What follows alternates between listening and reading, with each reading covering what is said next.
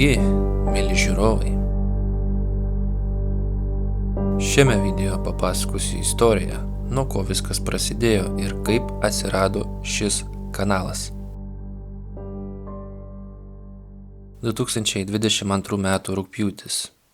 Mėnuo, kai vieną vakarą susidomėjau apie diktofonus, kurie geba fiksuoti anomalios kilmės balsus EVP, angliškai vadinasi Electronic Voice Phenomenon. Apie antgamtinių reiškinių tyrinėjimus susidomėjau dar 2011 metais, kai atradau Ghost Adventures.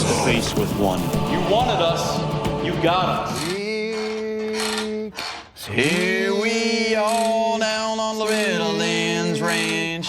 We come from the city to find some ghosts. If there's spirits here, we's gonna find them. Even she says there's ghosts here at her home. Whoa.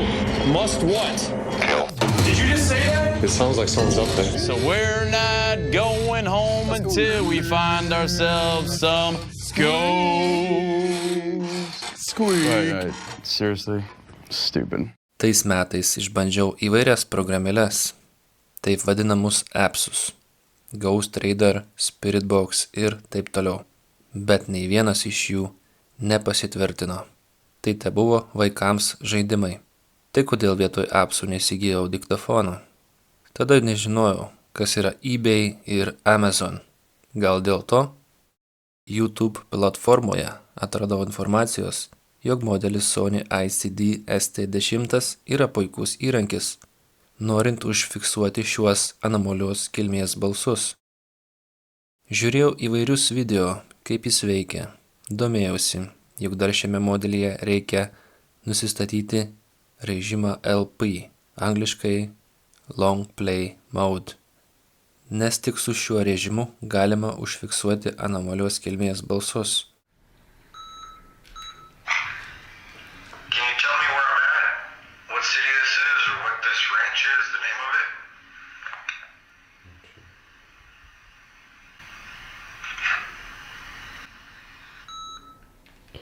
Get out.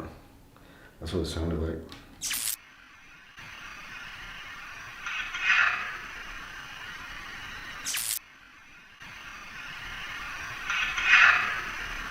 Taigi nusprendžiau užsisakyti šį modelį ir išbandyti savo kambaryje. Po pirmo bandymo tyloje pavyko užfiksuoti kažkokį šnabždėjimą, bet per neatsargumą ištryniau. O po to kitus vakarus bandžiau ir mano nuostabai pavyko užfiksuoti keistų šiurpą keliančių balsų.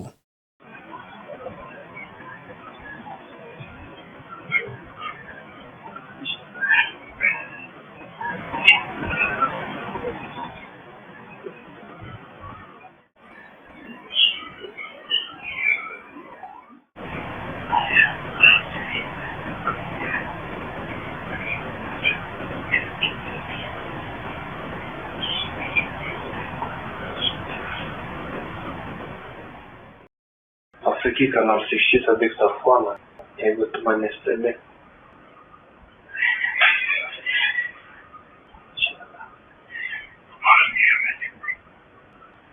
Jeigu čia yra kas nors, prašom kalbėti.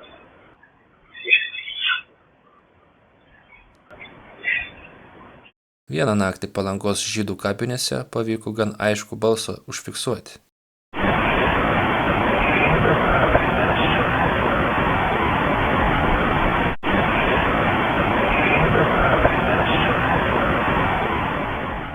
Trumpai parodysiu, kaip išvalomas foninis triukšmas išryškinti šiuos anomalios kilmės balsus.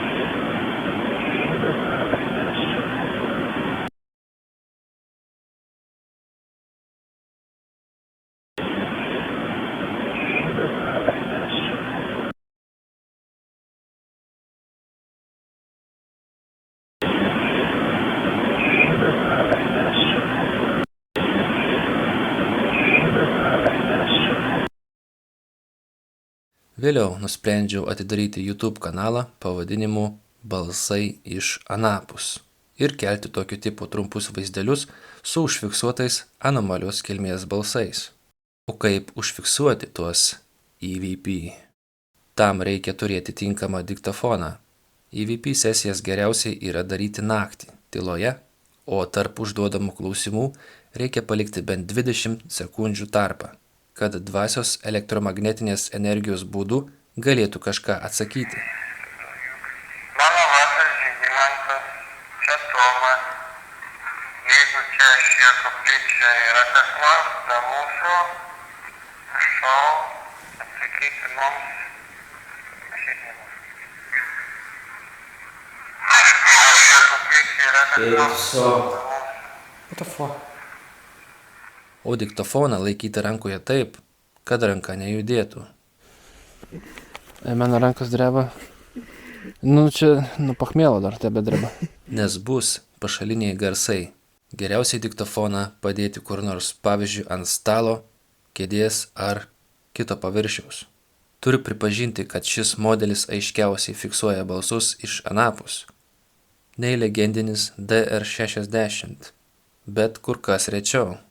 Vėliau įsigijau daugiau diktofonų, tačiau pagrinde naudoju Panasonic DR60. Užsigydžiau šio diktofono ir užsisakiau. O kaina yra tikrai nemaža. O kodėl jo tokia kaina?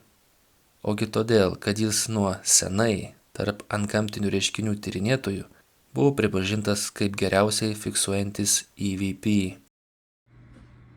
Panasonic RR-DR60 yra 1998 metų gamybos balsu aktyvuojamas diktofonas. Mary, are you here with us right now? Who is with us right now?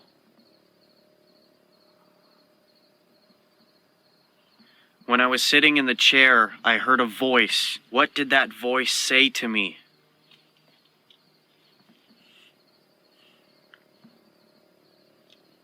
Okay. Let's listen. Is there somebody here at the devil's chair? Why do people call this the devil's chair? Mary, are you here with us right now? Yes.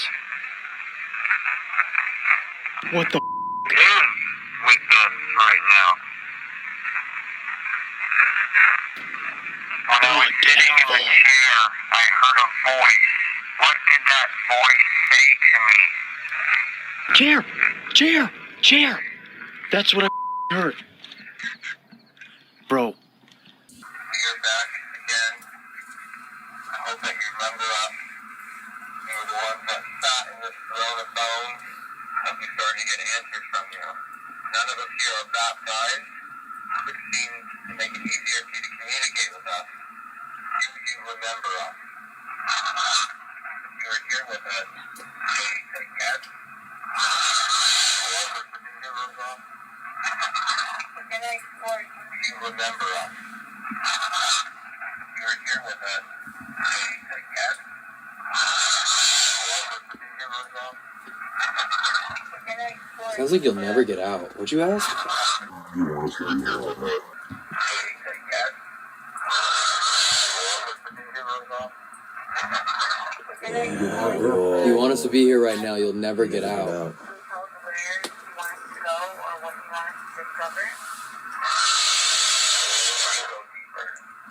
us know. We have something tonight that might be helpful. Does that sound good to you? Really? If you want us to be here right now, you'll never get out. Žinoma, skeptikai pasakoja, jog šis diktofonas įrašo tik pats save, sugeneruoja balsus, neva paleidžiant įrašą, tie garsai atsiranda ant jau įrašyto failo. Neišmanėliai tiesiog nesugalvoja, kaip geriau pajuokti šį prietaisą, o vienas žioplys pasiskolino DR60 iš savo draugo, kuris yra antgamtinių reiškinių tyrėjas, kad paskui galėtų visiems parodyti, jog šis diktofonas yra neva tik senas šlamštas. Tačiau klysta. It came out in 1998. Despite what some people think, it came out in 1998, and it retailed for $100. Other places, and I'll put some links up in the screen here, other places thought that it was initially sold for $30 or something like that, but it wasn't. It was actually retailed for $100, and I'll put up right here, this is from Wired magazine, and that's the initial advertisement for it, and the price, you'll see, is $99.95, I think. So I couldn't get it back then. I mean, I was still young. I didn't have a lot of money, and I couldn't afford $100 for a piece of ghost hunting equipment that I was only going to use like maybe every other weekend, maybe once a month. I couldn't justify it. Years later, I couldn't afford it because apparently it has become the holy grail of EVP research or acquisition, if you will, because people use them. Some ghost hunters, not all, thankfully, not all, but there's a good majority of ghost hunters, especially paracelebs, which are ghost hunters that are on TV. They have their own TV show.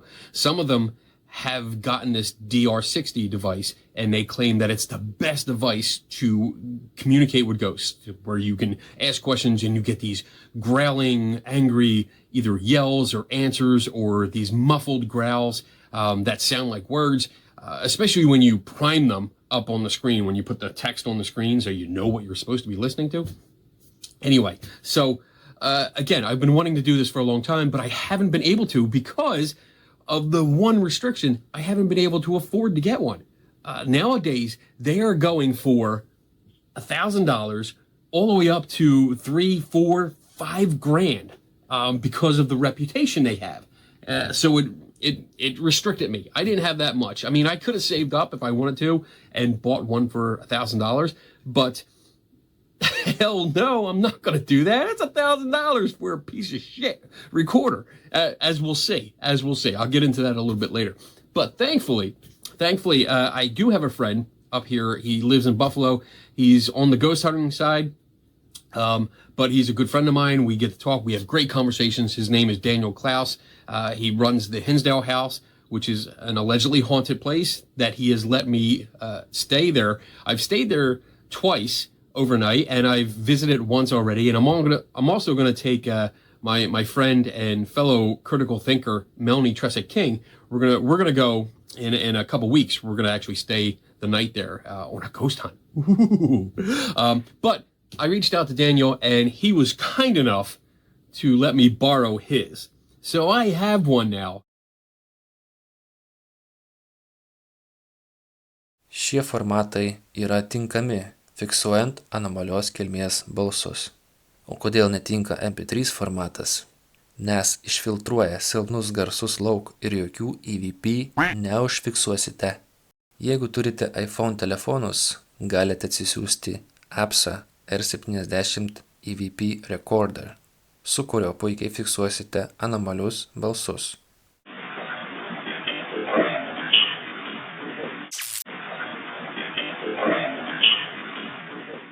– 2023 metais rudenį susipažinau su Tomu, taip pat mėgstančiu tyrinėti antgamtinius reiškinius. High five! Jis sutiko kartu leistis į nuotykius.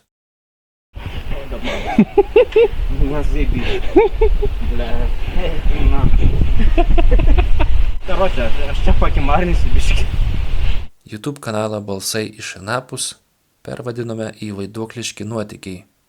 Mūsų pirmoji tyrimo vieta buvo žydų kapinės esančiame Kunigiškių miške. Na, neįtin sekėsi kažką užfiksuoti tą šaltą, vėjuotą naktį.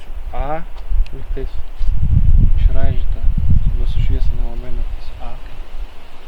S. Ja, ir išbraižyta.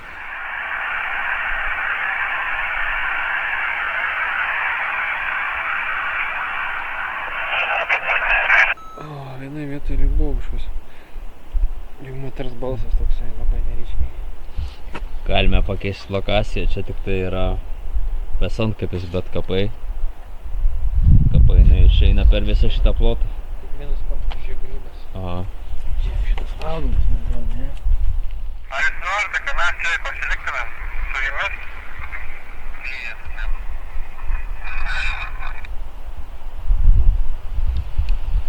Seni, Kas?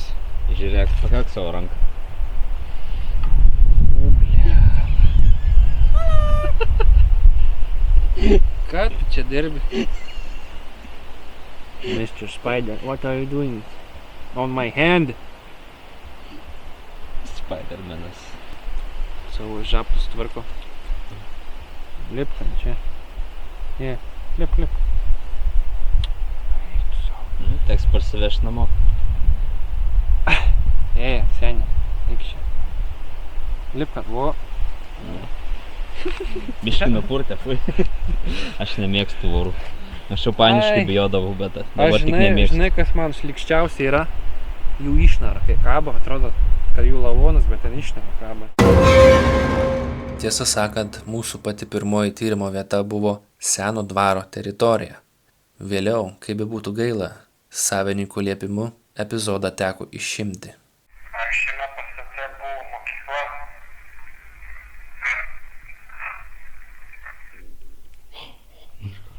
Tai buvo.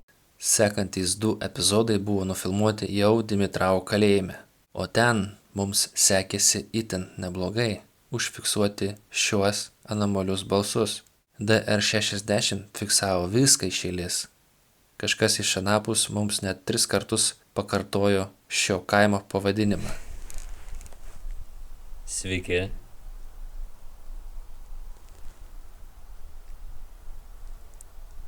Labas vakaras. Ar kažkas su mumis šį vakarą čia yra?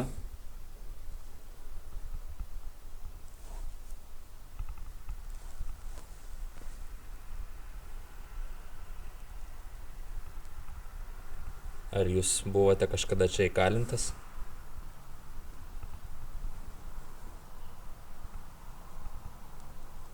Ar čia kažkada buvo kalėjimas?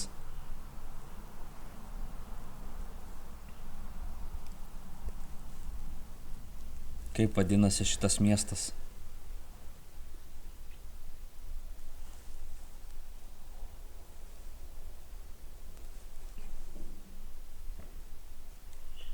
Dabar jau. Matei, kai sustoja tas ženkliukas, tai reiškia kažkas šneka. Nori pabandyti, perklausyti. Labas vakaras. Ar kažkas su mumis šį vakarą čia yra? Sulėtinti čia. Oi, pardon. Ar jūs buvote kažkada čia įkalintas? Ar čia kažkada buvo kalėjimas? Kaip vadinasi šitas Čia miestas? kaip ir nieko.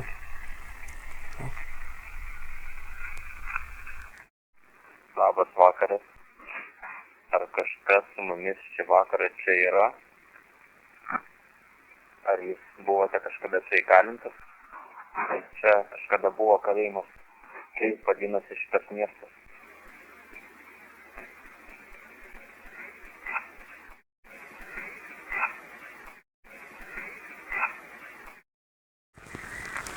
Gal prisimeni savo mamos vardą arba tėvo vardą?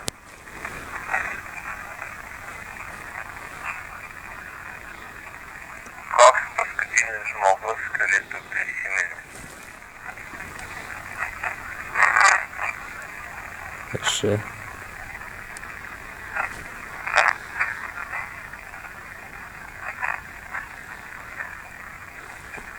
Aš vis kažką girdžiu. Kažkas danguje, sakė, danguje. Ar kas nors čia vaikšto šioje vietoje?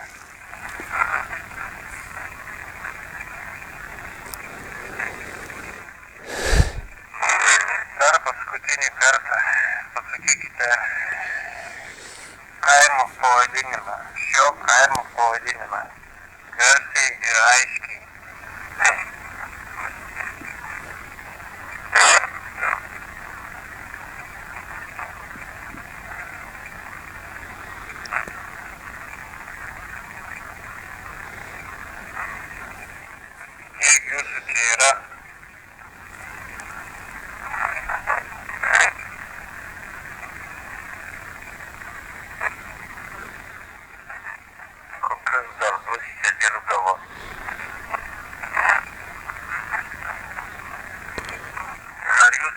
čia įkalinti.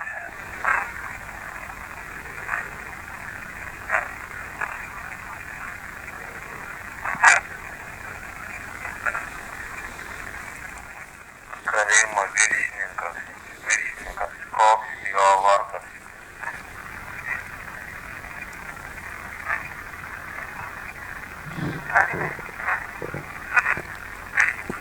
Viršininkų buvo 3. Paskiau reiks paskaityti, kokie vardai buvo ir palyginti su tais balsais čia.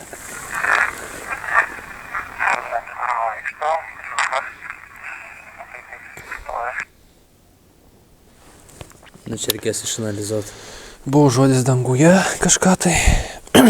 Paskiau lyg girdėjau, kad akmenys skaldė. Akmenys skaldė. Nu kažkas skaldė akmenys. Panašu. Kokius darbus dirbote? Akmenys skaldė. Ką dar tokio darė? Per 1 metus mes tikrai užfiksavome nemažai kaulus stingdančių atsakymų iš anapus. Nu, kon jūs vaiduoklė, sveiki gyvi. Samoškėnis, pamatęs mūsų su Tomu epizodą, pats nusprendė tenai nuvykti ir išbandyti diktofoną, tik modernesnį nei Sony ST10 ar DR60. Ir kol mes dabar darysim, nuėjant į ton koplyčią, tai prisižiūrėjau tokių visokių vidosikų, kad gali bandyti kalbinti tas dvasis, jeigu anas yra. Tai yra toks super jautrus diktofons, katras gerd tokius dažnius ir garsus, katrų negirdės savo ausim. Tai naudodams ton diktofoną uždavinėjai klausimus. Nu, pavyzdžiui, ar yra čia kas nors su manimi? Ir tu daudenim apie 10-15 sekundžių atsakyti, tada stabda diktofoną ir pasileidinam iš naujo klausytais. Ir aš esu matęs tokių vidosikų, kad tu per ton diktofoną išgirst, kon tau atsaka.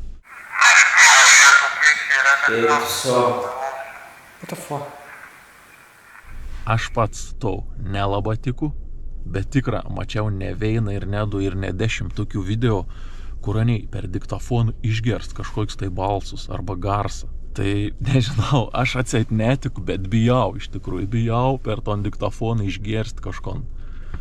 Tai dabar naisiam, pabandysim užduoti kelis klausimus ir išgirst. Bet reikia būti super tylė, nes tas diktofons yra teik jautrus, kad kiekvienas krepšt gerdas. Jeigu čia kas nors yra, ar galite parodyti kokį nors ženklą?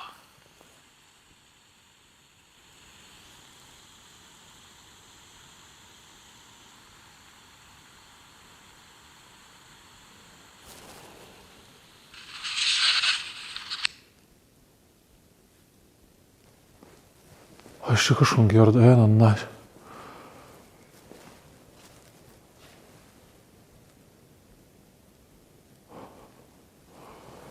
Garbė žodžiu, aš čia kažkam gerda. Jeigu čia kas nors yra, ar galite parodyti kokį nors ženklą?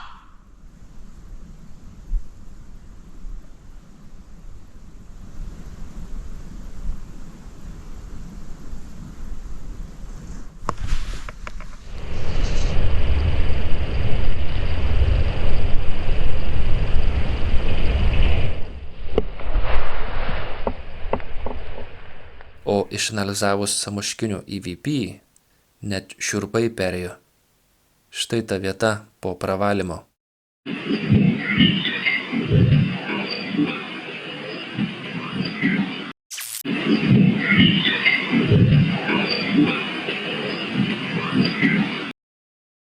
2024 metai. Bėgo dienos, savaitės, mėnesiai ir staiga. Ties paskutiniu antrojo sezono epizodų nutiko taip, jog iširome. Po kurio laiko, 2025 metų pradžioje, Tomas atsidarė savo kanalą pavadinimu Mistinės kelionės ir tęsė nuotykius su jau savo komandos nariu Arūnu. Tačiau vėliau kažkas atsitiko ir po Nevėžninkų koplyčioje filmuoto epizodo Tomas nutraukė veiklą ir padėjo savo įrangą į stalčių. Kartais prisimėgsta dulkinti, bet jeigu turi pakankamai lubrikantą, nėra taip ir blogai. žlugus komandai Vaiduokliški nuotykiai, vėliau pervadinau kanalą atgal į Balsai iš anapus, kuris pradėjo augti masiškais tempais. Galbūt ir Samoškos dėka, bet po savaitės sulėtėjo, nes nebeturėjau komandos. 2025 metais susipažinau su Andriumi, kuris sutiko vykti pirmam tyrimui į Raganos namą. Ten nufilmavome net 2 dalis. Epizodai surinko 1000 peržiūrų, o kanalas vėl pajudėjo. Vėliau į komandą prisijungė Ragana ir sekančiam tyrimui visi kartu nusprendėme vykti į Liūtikų dvarą, o ten fiksavome išties įdomių dalykų. Aplink lauke išgirdome žingsnius, nors buvome tik mes.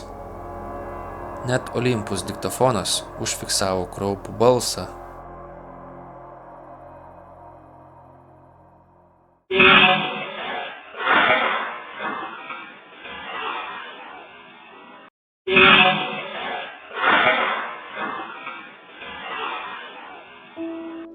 Na ką, kol kas tiek istorijos. Ačiū už palaikymą visiems. Jeigu patiko, spauskite like ir prenumeruokite kanalą. Iki susimatymo. Iki.